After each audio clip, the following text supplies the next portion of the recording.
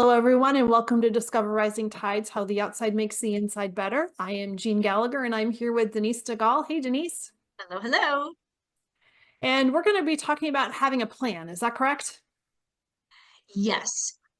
We are talking, we've been talking about, um, we're now well into the first part of the year, but we're still talking about resolutions and creating, that theme for the year.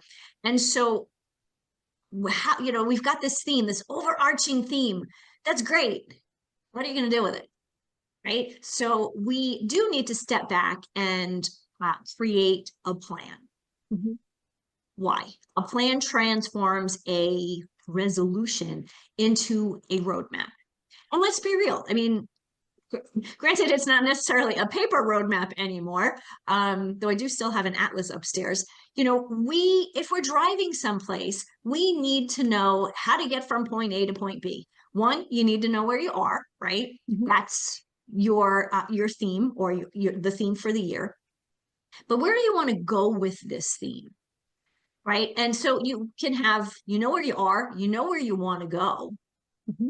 And if you don't know exactly where you want to go, that's some time to, maybe take a little bit of time to write some of those things down, journal about it. What is it that I want to accomplish with my idea of impact? How do I want to impact people?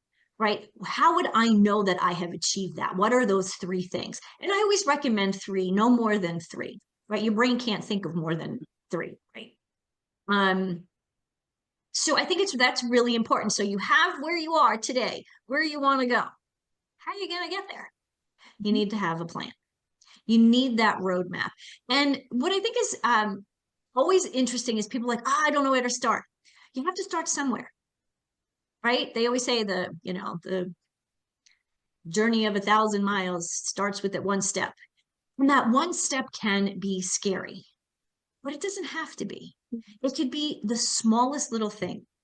So impact for me, I want to impact people in a different way. I have up-leveled the conversations I want to have with people, one with you here on Discover Rising Tides, but also on my podcast, right? I know what I used to talk about, but now how do I raise it to that next level? And I'll be honest, the other day I was kind of not solely vacillating. I was procrastinating. I knew I needed to record a couple of podcasts. I've written them. I know what I want to talk about, but why was I like procrastinating? It's that first little step. It's scary, but you know what? Once I started recording, it was me and the camera and just blah, blah, blah, which I can do pretty well. It is, but you're right. It is that first initial. I find that's a really great analogy for everything. I find that with my to-do list. When I start my to-do list, I look at it because I set it up the day before. So when I know that what I'm going to do is written on paper and I know, and it's numbered, I know where I'm going to start. It kind of happened this morning. I looked at it, I'm like, I don't really want to do any of that. So I have to pick something that I want to do to get me started. It's like that warm-up round. And then once I get into a groove, then I'm good. But but you notice that with anything, whether it's exercise or changing your eating habits or anything that we're talking about, it's that first initial start that's hard. Yeah.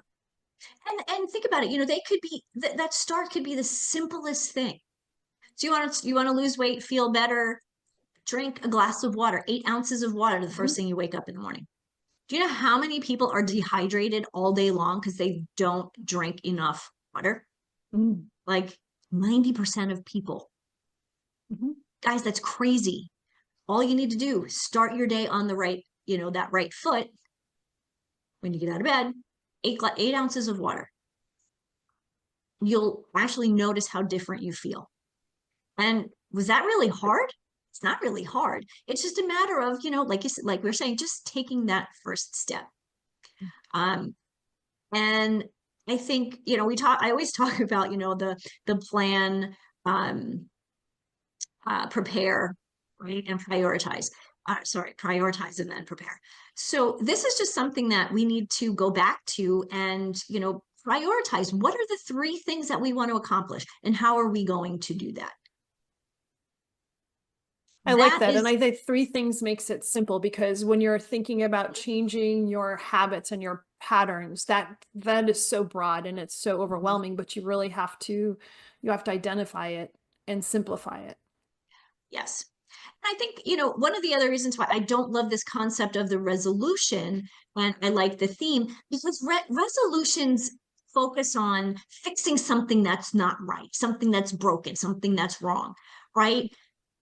This concept of the theme and taking the steps to get to from point A to point B in December of 2025, right? Because it's a Mhm. yearly theme, unless you decide to do it quarterly. I have Mhm. a client who's doing that.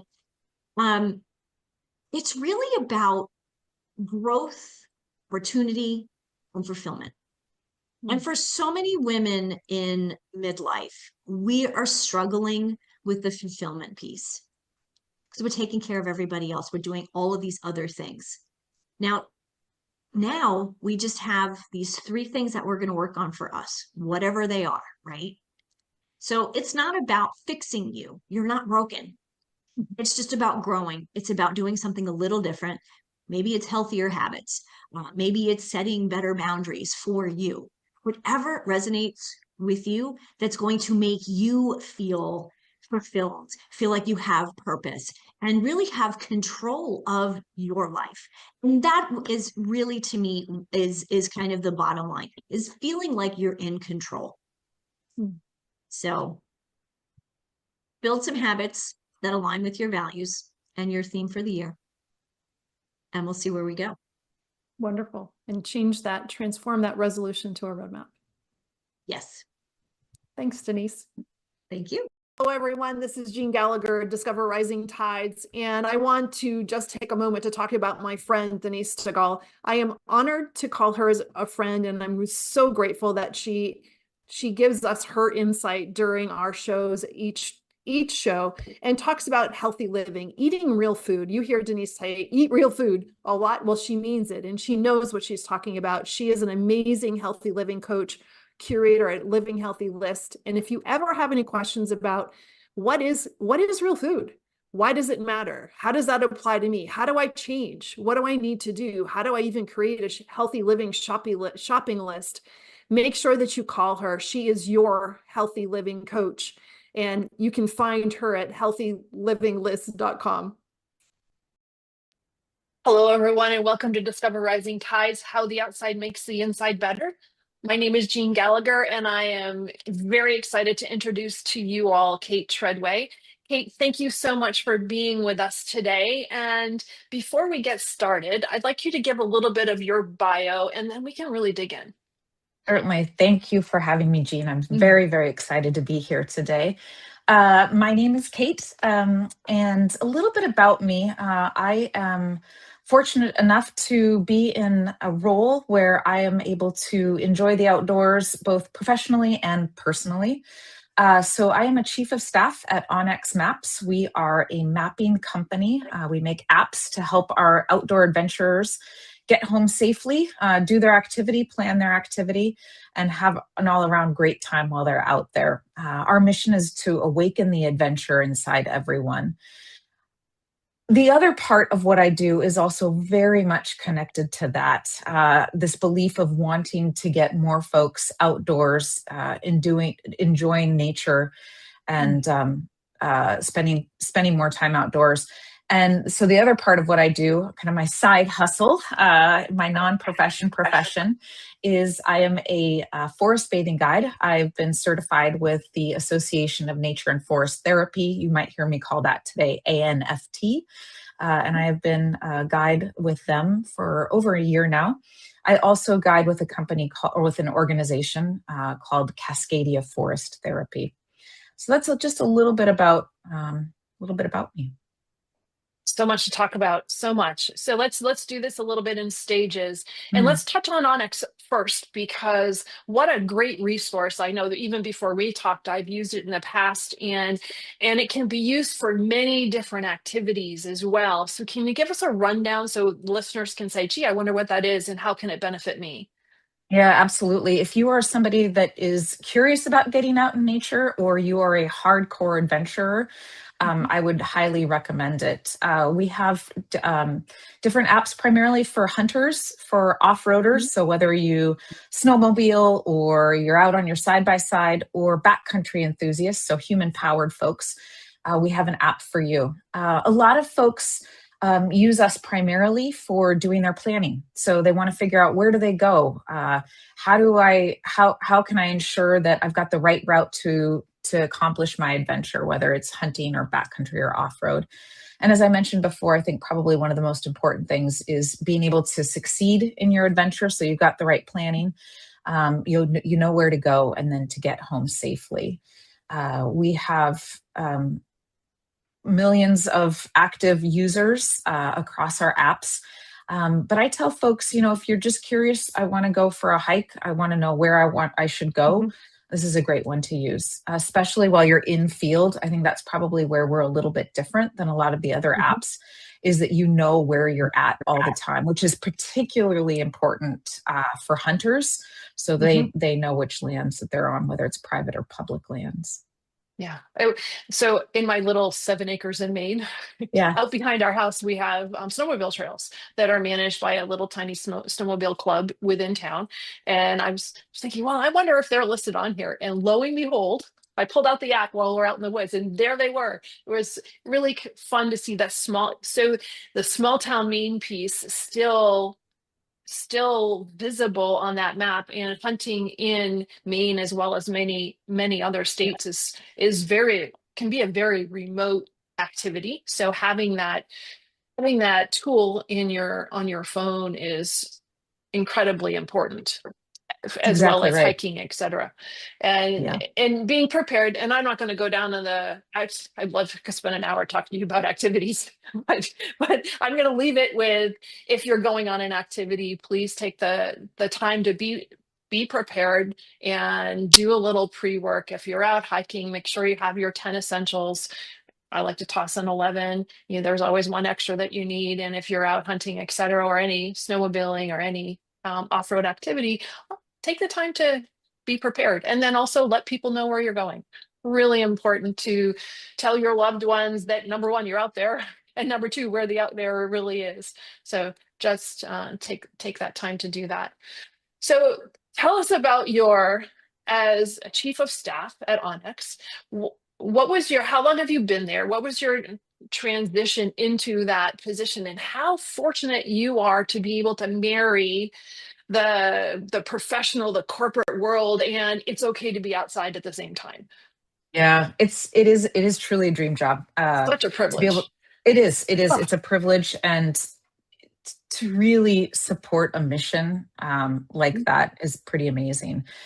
I have been with Onyx for just a little over 3.5 years. Prior to that, I was with Amazon for close to 15 years. So I've always been in the tech industry. And at one point I decided, although I loved working for Amazon, that it was time for me to find somewhere that matched a little bit more with mm, my personal interests and passions. I took quite a bit of time. I actually worked with an executive coach to really mhm, figure out what does that look like, what's important to me, and discovered that technology is very important to me, which is interesting with the forest mm, bathing side of things. Technology, community, and then again something about the outdoors. As you can imagine, that's a pretty tight little Venn diagram to find something right mm, in the sweet spot. But I was lucky enough that I knew about this organization, the great work that they were doing, um, and through a former a woman that I really looked up to. I think at that point she was more of a mentor, or maybe even a mhm, sponsor for me, but I never worked directly with her. Anyway, she had transitioned over to be the CEO of the company. I watched and watched and watched for an opportunity to work at that company, and I found one. It wasn't exactly aligned with what I was interested in doing, but I thought a good way to get my foot in the door. and this is something I think I'm particularly proud about, is I was able to have an interview at the organization, and a job it was different than the one I was speaking to them about, but also different than the one that I wanted, was offered to me. And gosh, it was very tempting to say yes just to get my foot in the door. But I recognized that that was not something that would help the company or help my customers or help me in the long run. And instead I said, thanks, but it's not the job that I'm interested in. And Hard thing to do. yeah, very hard, because I desperately wanted to work for this company, desperately. And the person that I was interviewing with, he said, "Well, what are you interested in?" And I said, "Well, I'd like to be Laura's chief of staff." That's the CEO at the company. And he said, "Tell me more." And so I told him a little bit more, and it ended up a few other extra additional steps, but they ended up opening that role up, and I was able to apply for it and get it. Yeah. Yeah. But it was a tough one, right? Like, that was a moment for me where I had to, I knew exactly what I wanted, and I thought, this is worth the risk. It's worth the risk to put it out there and to talk about it. And in how brave and vulnerable it is to actually say, well, here is really what I want. Thank you so Yeah. much for the offer, but that isn't quite the fit that I'm looking for. And that is a unique position to be able to be comfortable enough with either yourself or your goals to voice, thank you. However, what about this? Yep. Absolutely. Mm. And so 3.5 years in, Yeah. 3.5 and years in. Still having so much fun in my time since we've been there. We've actually released another product, so now we have Onyx Fish. It's not available across the United States. We're launching it in the Midwest and South first, but it's been amazing to watch that product get released. It's also been quite, just a privilege to work with a company that has so much focus on land access and stewardship. And so we're very active in that as well, making sure that we're taking care of the lands that we recreate on, making sure that they're staying public and open for recreation. So it's just been an amazing journey to be on. And that's an amazing challenge too, as property is being bought up by individuals, but also venture capitals, companies, and other high wealth um, people, but also organizations. That's what I'm looking for. Yeah. And sometimes when that happens, large pieces of land end up being closed or are closing in different aspects. And I don't know that people realize what goes into making sure that properties are available for us to use. That's exactly correct. And it's very different depending on if you're on the West Coast or East Coast. The amount of public accessible land looks very different Oh, depending on definitely. where you're at. Yeah, we were very active this year with the administration, working through, well, not with the administration, but where there was a lot of public land disposal discussion coming about, and we were very active and engaging our customers and our communities that we recreate in to become more vocal in terms of what they were looking for. That's great. I And think, then you can yeah. also be that voice or that push to make people more vocal about this is what we really need in order to maintain access to areas. That's exactly right. I think we're in a very unique position at Onyx in that we do support both the human powered outdoor person, whether it's backcountry skiing or hiking, and we are also support our motorized adventurers as well. And sometimes people think that those two don't work together, but we're a spot that I think we can advocate on behalf of all adventurers, all people, outdoor enthusiasts that need to get out and be on land.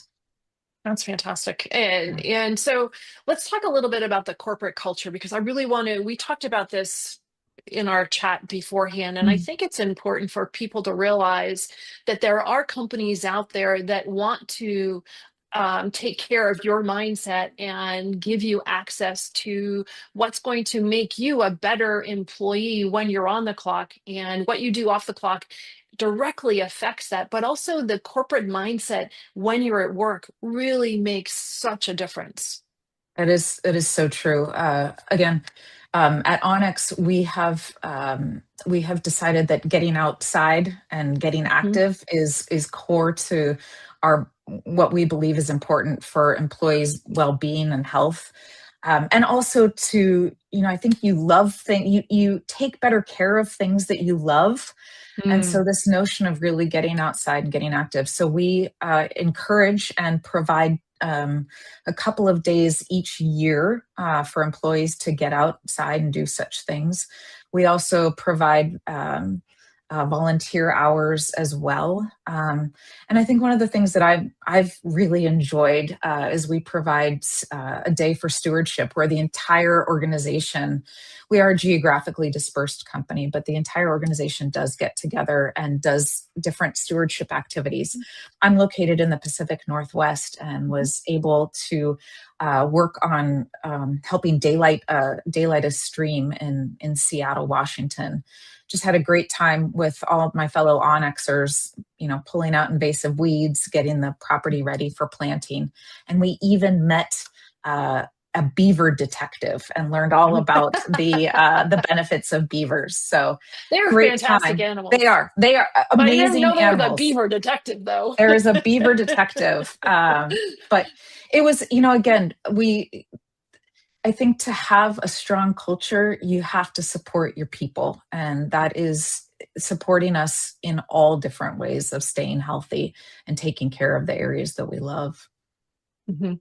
Yeah, it is very important, and it's good to hear that a larger corporation still has the thought of they are only as good as the people that are showing up to represent the company, and that front line of representation, or the people that are doing the hard work in order to provide that product that the consumer is going to use. I think it's so important. But also, if you have people that are active and people that are interested in being active, and now they're working in an environment where they're producing something that's creating this roadmap for people, there's going to be some intention or love or interest that's baked in that you really can't feel, but it's Yeah, there.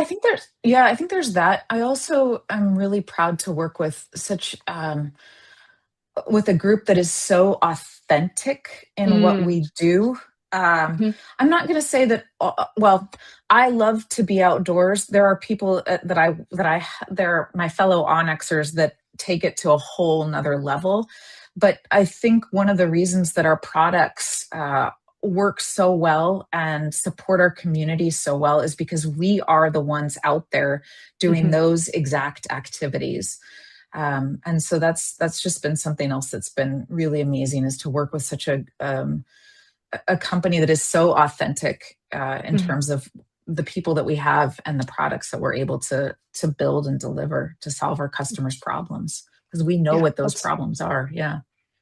that's fantastic. And Yeah. so as you've um, become part of this role, or the role has become part of you, whichever way you look at it. Quite often that happens when, especially where you're in more of an executive position. You've also been able to maintain that quality of life outside of work, which can be such a challenge when work, it's so easy for work to consume you and your hours and your mindset. And you've been able to balance both. How do you do that? I am very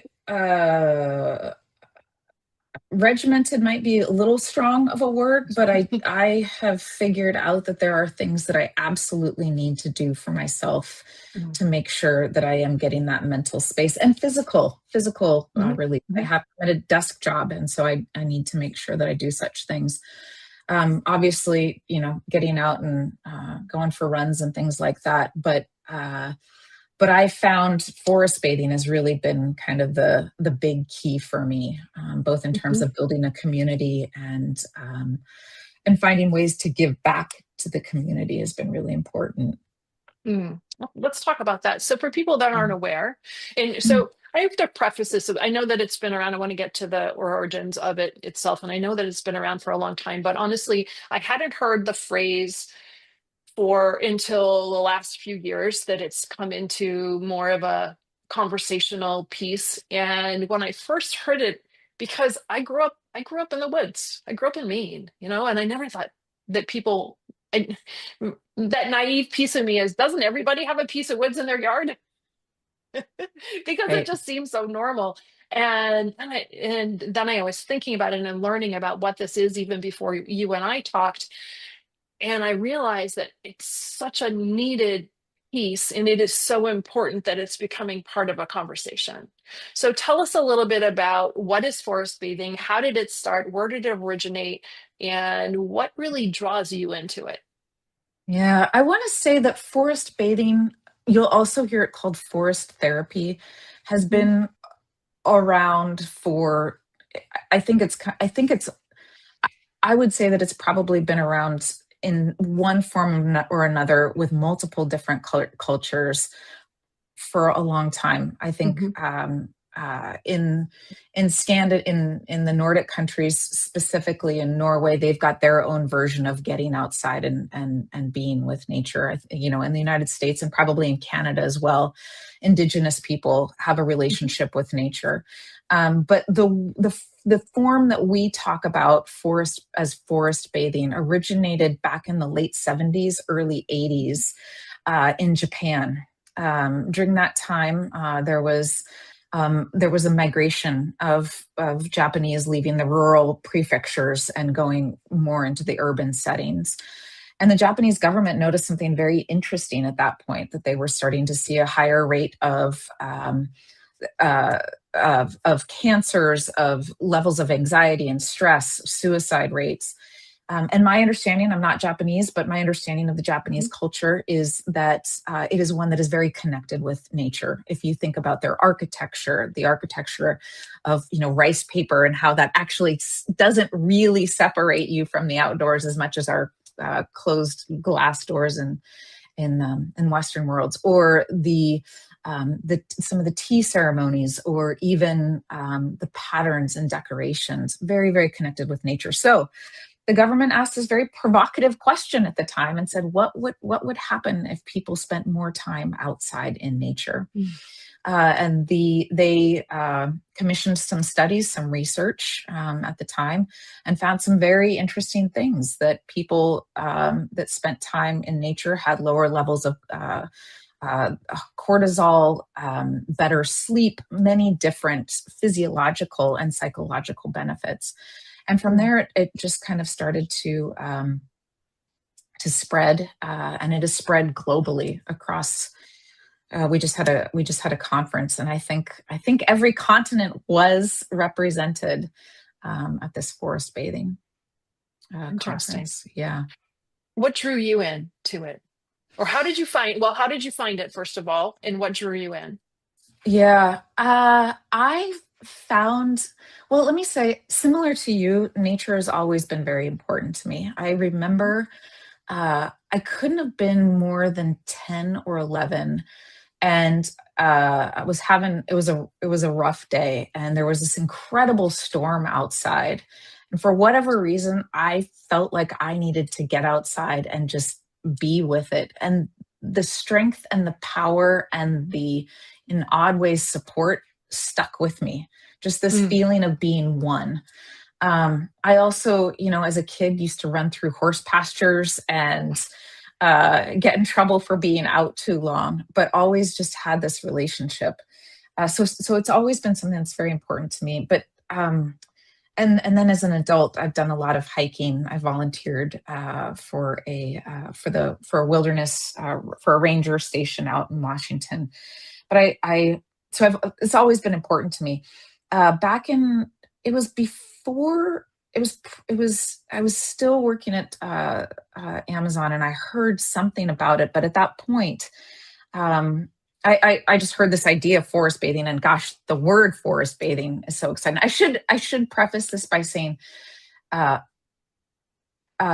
forest bathing has nothing to do with with being outdoors naked or in your bathing Right. suit.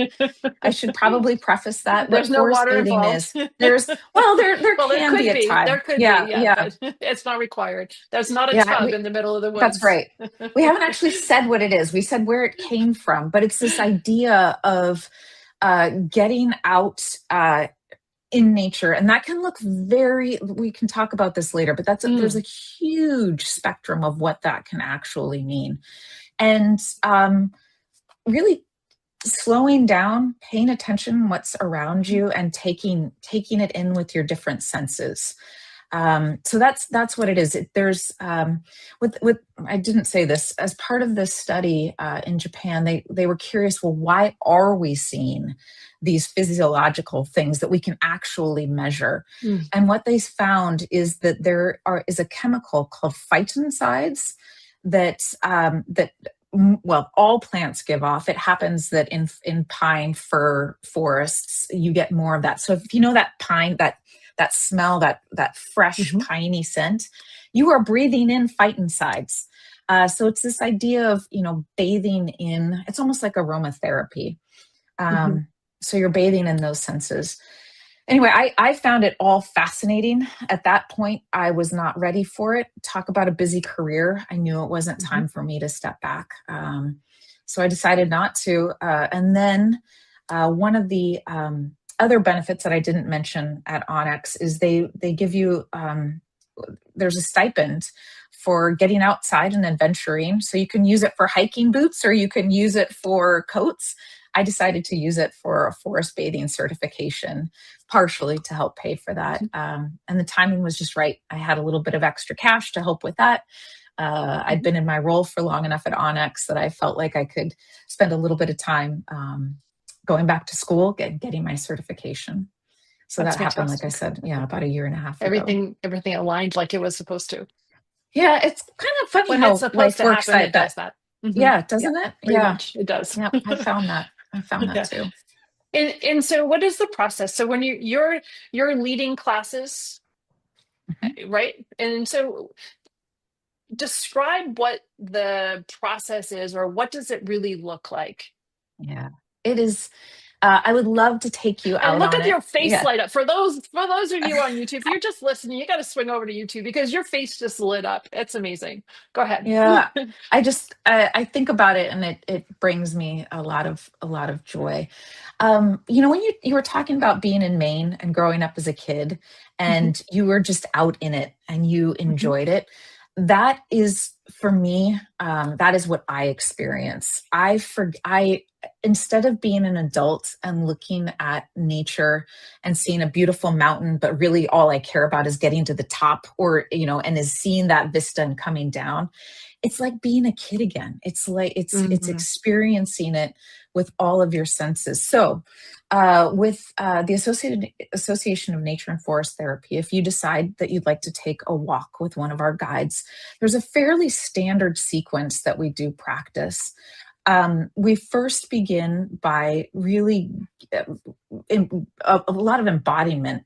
So we'll offer a series of invitations to help you slow down and to notice things through each of your senses. So how it feels through your body, what it sounds like, what it tastes like, what nature smells like. So all of these different things, really in an effort to get us to slow down. And then we will offer another invitation. I use this word invitation very purposefully. When you're on a guided walk, it's whatever you want to make it. I, as a guide, will offer you different invitations to participate. If you feel like it, great. If your body calls you to do something else, that's fine too. But we'll also offer an invitation called Noticing What's in Motion. And that surprisingly can actually be one of the most difficult spots for people to participate, I've noticed. And what it is slowing down. And that slowing down means something different for all people, but very, very slowly walking and just noticing what's in motion around you. It could be the sky. If we're on a rainy walk, it could be watching individual raindrops come down. It might be watching a spider web move. But that can be a challenge. And then at the end, we'll offer a few more invitations. I work with the forest, and I let the forest inspire me in terms of what other invitations to offer. But maybe, for example, I might offer you to go find a tree and get to know that tree. And that might look like talking to the tree. It might look like touching the tree, might just be sitting next to the tree. And then we'll wrap it up with a spot where we have tea and snacks together. Mhm. We may offer something back to the forest that supported us, and then we'll wrap it up. Generally, they're anywhere from, I'd say, 90 minutes to 3 hours, depending on who you're with, how much time you have. Yeah. The slowing down piece is really difficult. Mhm. Even I have challenges with it. I notice it when I hike, because when I hike, I go, but Yeah. I don't slow down, and it is so important because there are so many details that we're missing, and those details are really important in order to integrate into our mindset, or just integrate into our heart, in order to appreciate, realize, become one with, if you want to go that esoterically deep. But yes. Yeah. There's, so many of us are moving so quickly and Hmm. paying so much attention to our phones or our screens. Mm. And um, and this is an And so opportunity. disconnected And from everything. oh, Ugh. I struggle with so this too. So I'm not just, yeah, this is something that I struggle with a lot, because you realize that you are so disconnected. And even when you are outside, or where was I was at the beach someplace, and there was a family of four. Oh, that's right, I was in Florida in the end of October. I couldn't remember where I was in Florida at the end of October for a business convention that we have every year down there, and it was on Fort Lauderdale area, and I was Hollywood, and I was on the beach, and there was this family of four, and they were all sitting between two beach chairs things. Every single one, and they're looking at the ocean, and every single one of them was on their phones, yeah. and they're sitting in front of the water that most likely they paid to go on vacation to see, and they're all on their phones. And I'm like, this is it right here. This is everything that's wrong. Yep. Yep. And I would also imagine that their brains were firing, Hmm. but not actually relaxing. Hmm. And I think that that's Hmm. another thing I think about when we were talking a little bit about how do I balance. One of the things with forest bathing, which I think is very, very important for me, at least, something that I get out of it um, is paying attention in a different way. Mm. There's a professor out of Chicago, Mark Berman, who's done a lot of work and research in this space. So we talked a little bit about the physiological effects. There are Mhm. also some other effects of getting out in nature in terms of better cognition, feeling not feeling feeling mentally drained. A lot of Mhm. people talk about that right now after being on the screens and paying so much attention. And what they're finding is that there's different ways to observe and take in information. So there's kind of this gentle, soft way of where you think about the difference, what your brain needs to do when you're in New York City. I think is an example that he's used. When you're in New York City, there's although you're not typing up an email, you still have to Mhm. pay attention to what's around you. You got to know where the cab is, you got to know what the light is saying, you hear all the people selling you hot dogs or things like that. That doesn't let your mind relax, right? That it's not relaxing there. However, there's another kind of paying attention, and it's more of this gentle, soft way of taking things in, like being in nature and Mm. letting, while you're still paying attention, it's not that frenetic way Yeah. of being. So when you talk about going on your hike, I one of the key moments that I had in my training was you're encouraged to go out for kind of a solo day. I'm used to, like I said, trying to hit the summit. I got my Mhm. AirPods in. I'm going as fast as I can. I have my dog at my side. I'm on the trail and I'm going. Such a different experience to take out your AirPods, Mm. to go. Now, of course, you're safe. You know exactly, folks know when you need to be back, but a very different experience not to have the destination as, or the Mm, end spot as the destination, and really have the destination to just be noticing what's going on around you. Very different, and a very mm, different experience coming out of it feeling so energized and so awake and alive. That's interesting. So when you were explaining that, the one thing that came to me was I'm like 4 weeks from hip surgery. Mm, So I can't hike. I can't hike downhill. It hurts. I can hike uphill, but once there are things that once you do go up, there is some down that has to yep. happen.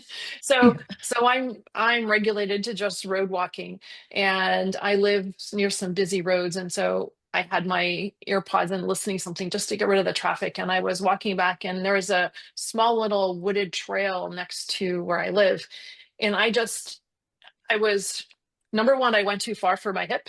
So I'm just kind of testing it. I wonder how far I can go. Okay, 7 miles is too far. And there's a reason I'm getting surgery. But I said, okay, you know what? I just I had to go there. And I had to get into the trees, and I had to take my earbuds out. And I'd never felt this before, that need for quiet. Yeah. And I just slipped down there for a little while, knowing that I could go part of it that wouldn't create a downhill. And I felt like I got to get this thing out of my ear, and I've got to get in the quiet, and I have to get down there. And it was surprising to me, but realized that, well, I haven't been out in the woods for a while. I Mm, haven't been, because I usually don't hike with my earpods, and I haven't been in the woods because I can't. And yeah. I was amazed at that need for it was calling me. Yeah. I had no choice, even though I was one uncomfortable because I'd already gone too far. And I was going to toss in another half a mile. And I'm like, well, what's a half a mile after you already heard? Let's Well, go. I don't know about that, but Yeah. but yes, So, right. yes. But I had to. I did not have a choice. It was, and I just felt, and then I felt like I need to be out here for another, I need to not, I, I couldn't stay any longer, but I needed to be there. And I really wished that I had started there, and I had the ability to continue in the woods where it was quiet. Yeah, I think it's really important to understand, well, and to listen to that voice. I would also say, one of the things that I have learned is that I don't have to be in a perfect environment to Mhm. bathe in nature. Many of us live in urban settings, Mhm. and what I have found as part of my practice, because this has really turned into a practice for me, Mhm. is that I eat, well, I won't always say rain or shine, but I try to get outside. There's a tree that I have found that I have made a connection with. And just sitting outside with that tree for 20 minutes, 15 to 20 minutes. I live, or there's airplanes going over all the time, and that's okay. Just getting outside and being able to connect and hear the birds, hear the planes, and sitting with the tree has been enough for me.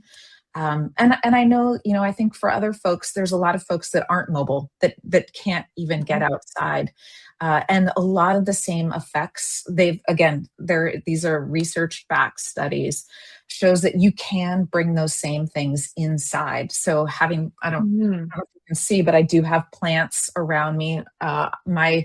My window, I can look outside and see trees around me. And there's even research that suggests even this notion of bringing in fake plants Mm. can actually help with some of these, with cognition, mood things.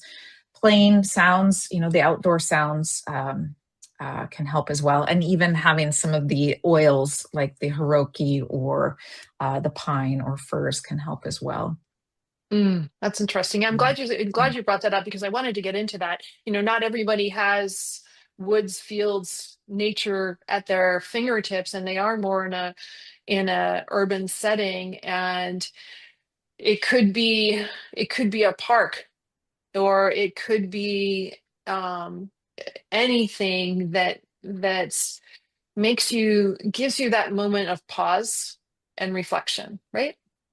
Yeah, absolutely. One of my favorite, well, I shouldn't say that. They're all my favorites, but one walk that particularly sticks in my mind was I did a walk for a group of early Alzheimer's dementia Mm. patients and their heart partners. And I really, I really wanted this particular group, not that I don't want every group, but I really wanted this group to have an experience that meant something for them. But we chose to do it in a Seattle. I'm out in Seattle. We chose to do it in a park in Seattle with lots of cars, with kids on the playground having their fun, and yet we were still able to go through each of these sequences a little bit of a different format, right? Um, Mhm. and folks were still able to connect with nature, and to kind of have this reciprocal relationship in terms of getting something from nature and also giving back. Yeah, you can Yeah, find it where you can find it oh, everywhere. funny. Sorry. That's really that no, that's really fantastic for that group, especially for that group of people where they're starting to lose touch with what's going on around them, and to have a piece of maybe something's going to touch them in a way you might not even realize how it did. Yeah, And absolutely. there's communication that happens. So I was listening to the telepathy tapes series. I Mm, don't know if you're familiar with the podcast. And this most recent one that came out, they were talking about plants, and they talked with Paul Stamets and talking about psilocybins and how the communication. I saw this incredible. This is a tangent. This incredible video on, I don't know, the interweb someplace about attaching mushrooms to and in measuring their electronic communications. It was yes. phenomenal. But Yes. talking about how plants are communicating with each other, but how plants are also communicating with us if we're open to hear.